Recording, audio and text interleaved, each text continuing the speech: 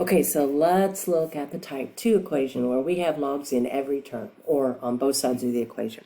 All right, so let's notice in this example down here, there's a log for this term, there's a log for this term, and there's a log on the right side as well. And that's different than our type 1 where we had at least one term that didn't have a logarithm in it. So first thing we're going to do is pull the logs together so that we've got a single log on the left and a single log on the right with no coefficients in front of them. Then we'll drop the logarithms. We'll have a normal equation at that point, so we'll solve it normally, but we always have to check, just like we did with the type 1, to make sure that we don't have a negative or a 0 behind a logarithm. So let's take this one through the steps. Let's first pull this log together as a single log on the left side. So we're going to pull these logs together. Remember that addition changes into multiplication, so we'll have x times x minus 4. Excuse me. All right, so we have a single log on the left, and we've already got a single log on the right. There's step 1. We've got a single log on the left. We've got a single log on the right. Once we've got logs on both sides, we can drop them. Be careful that you don't do this with a type 1 equation. You have to have logs on both sides and a single log on both sides to drop them. So drop the logs.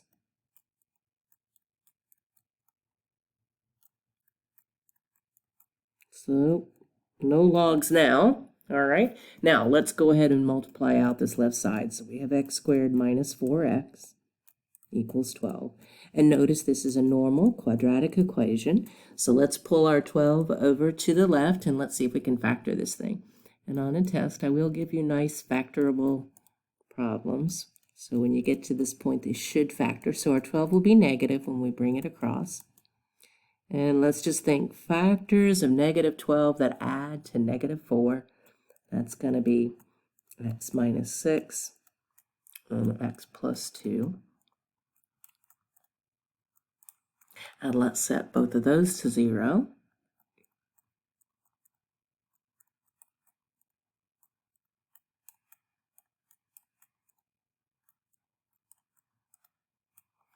And this one's going to give us 6. And this one's going to give us negative 2.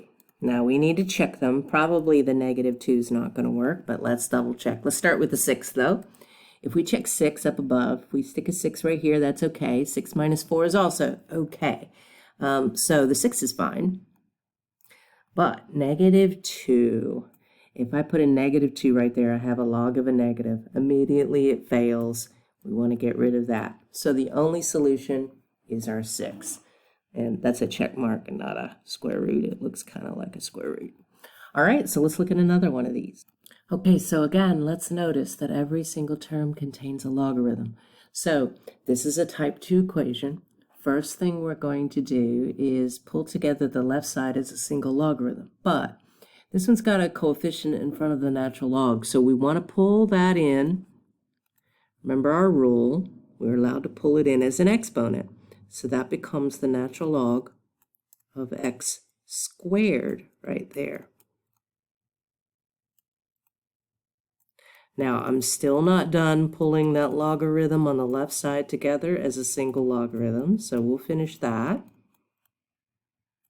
So now we've got addition. Let's pull it together as multiplication of the two things inside. So we'll have one single logarithm and then x squared and 4 multiplied together. Now I'm going to put the 4 in front just because it's prettier that way, but they are now being multiplied together.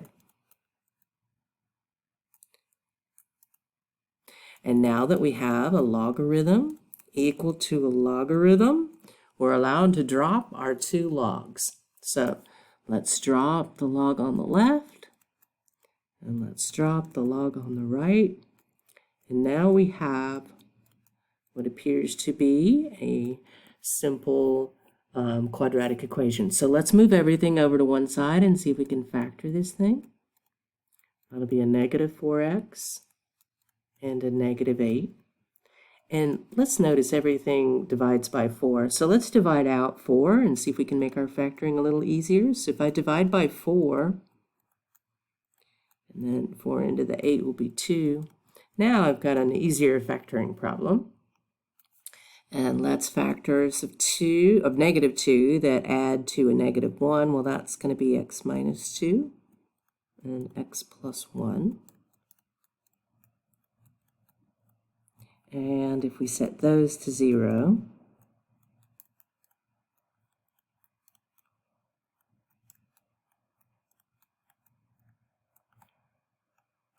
we get a positive 2 and a negative 1. Now let's check this because, of course, we may have a problem. So if we check 2, put it in here. Natural log of 2 is okay. 4 times 2 is 8 plus 8. That's okay. So 2 is fine. But let's check negative 1. If we put a negative 1 right there, we're going to end up with the natural log of negative 1, and that is not allowed. So we have to eliminate that solution.